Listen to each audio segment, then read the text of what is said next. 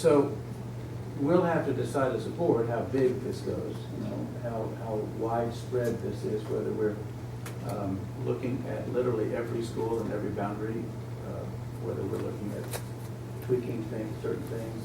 You know, you look at some of our maps and they're pretty weird. They always have been.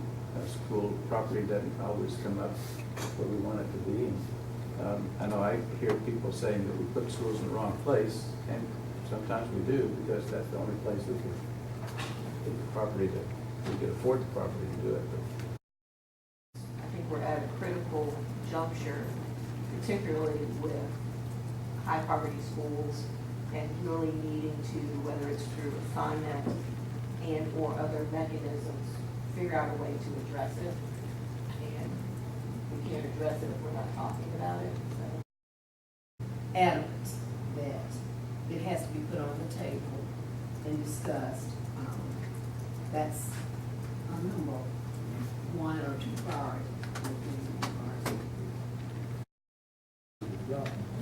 And we do have areas in our community where kids are going to have schools in elementary, middle, and maybe even some in high school. And so that to me is completely inappropriate for any student. I mean, you know, in the big scheme of things, someone's going to have to go to a low school once in a while, but you shouldn't consecutively put children in schools that are scoring low, because by logic, you would expect them not to have achieved the right education level when they graduate. With the K-8 schools, is that the achievement levels were so low, and we're committing a child to 9 years of that environment and that reality. And, you know, I know one of the things I would love to see us doing is, this isn't an assignment thing, but really focusing on those elementary schools to make sure that the rigor is where it needs to be, because if we don't get a child up and beyond grade level in elementary school, there's no way to know later that it's very hard for it to happen. And so if we know that we've got elementary schools where we're missing the mark, we should be doing everything we can as fast as we can to make it happen for kids. Otherwise, we're just compounding the issue, like you're saying. So, I mean, that's not an assignment issue, but it really speaks to our needing to have an urgency of now about the situation we have students in, and recognizing that students come to us behind. Yeah. You know, we know that. The bottom line is, when you populate a school with a high percentage of socioeconomic disadvantage children who come to school, the school has to spend an inordinate amount of time addressing social, emotional, behavioral issues, and the rigor program can be out there shining North Star, shining brilliant as the universe. You can't get to it. Plus the fact that children have to have some models. They have to see some possibilities. They have to move out. So we're talking about philosophical issues, but yet we're talking about practical issues that anywhere across the country you look and you see populated schools that are high incidence, low socioeconomic, it's not going to work, because you're going to spend all of your time dealing with that. I mean, I have 40-some years of education and working within that to know what I'm talking about from observation, from reading, studying, and everything else. So, rigor. You can talk about trying to put it into a school that is not going to pop out as long as a school has to attend. Plus the fact that my constituents are running away from those types of schools because they know that, and they're going to everything else. They're going to homeschool consortiums, they're going to charter schools so we've got to take a hard look at and not be afraid of doing that. Good point, Congressman. student assignment is our bailiwick. You know, this is what we do. This is, we then have the educators help us educate, do the educational part. But I think it's up to us to figure out the best way to assign students so that we can have the best opportunities for every student, as our vision and mission talk about. Parting is about as far north in the parting boundary as you can get, for various reasons. And you know, that there were reasons that there is like that given history.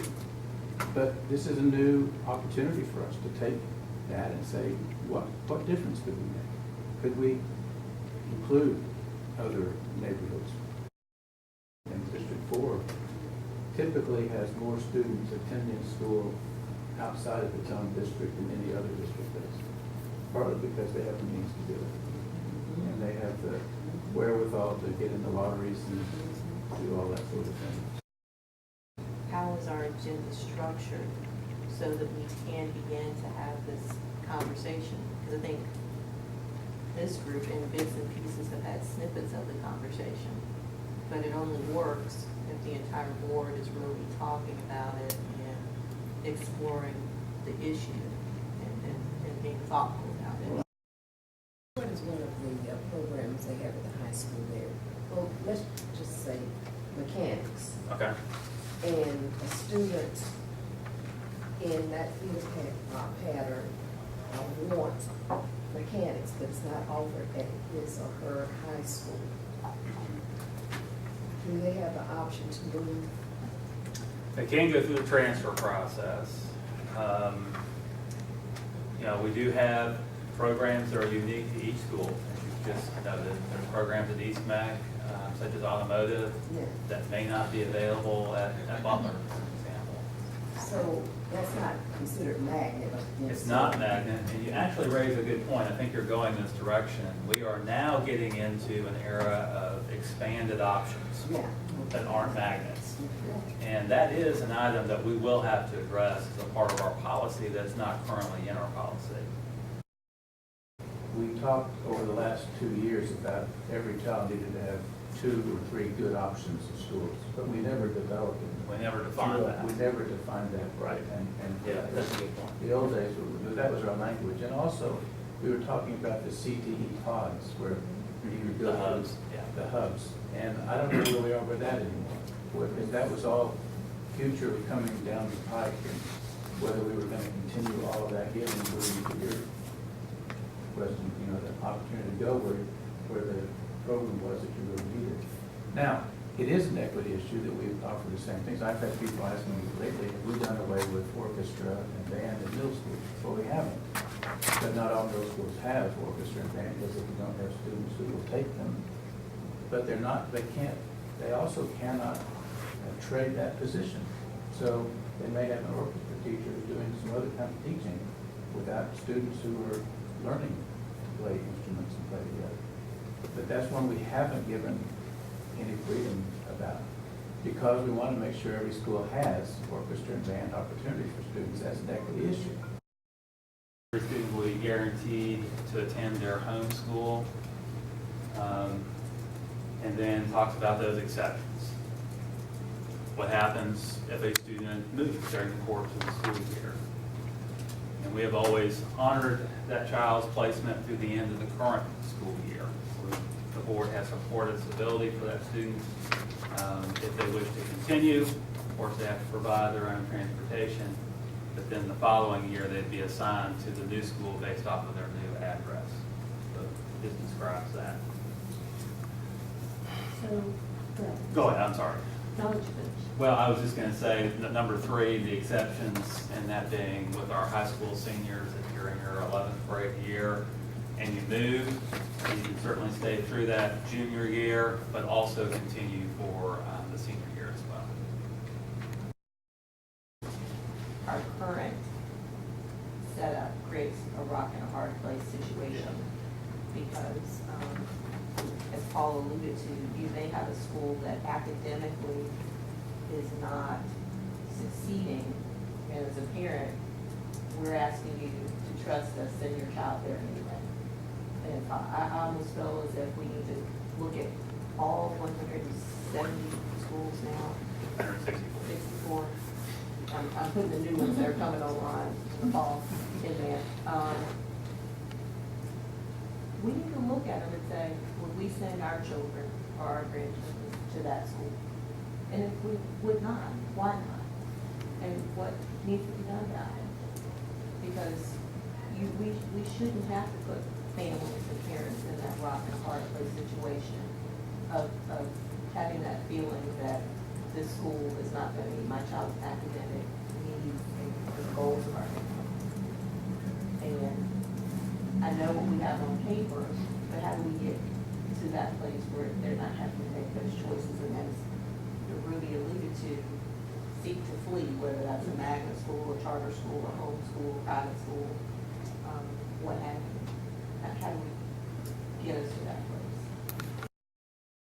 That you and I have had talking about. The Yeah. last sentence, transportation will not be provided to students who elect to remain in their current placements for the remainder of the school year in which they move. No, and what I didn't get when we made that determination was that how important it was not to have changes in schools during the school year. And that I think that one thing could go a long way for keeping kids in school when they don't have to change whole schools and change teachers and change friends just because they move during the school year.